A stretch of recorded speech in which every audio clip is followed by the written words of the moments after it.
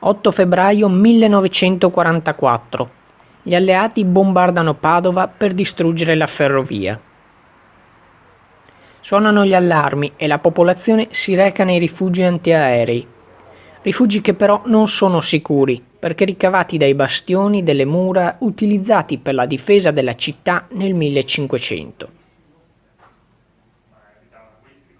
È notte, la gente esce fuori di casa e corre nel rifugio Raggio di Sole, chiamato così per la vicinanza con l'omonima scuola. Una bomba inglese esplode nella galleria del Torrione. È una strage. Lì vi perdono la vita circa 200 padovani.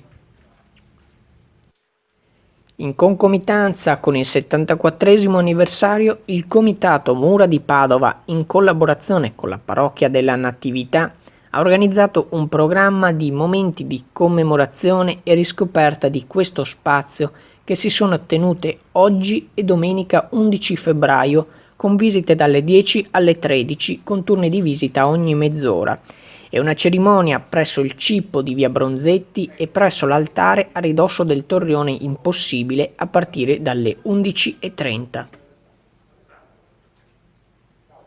Swismer Channel News, Padova.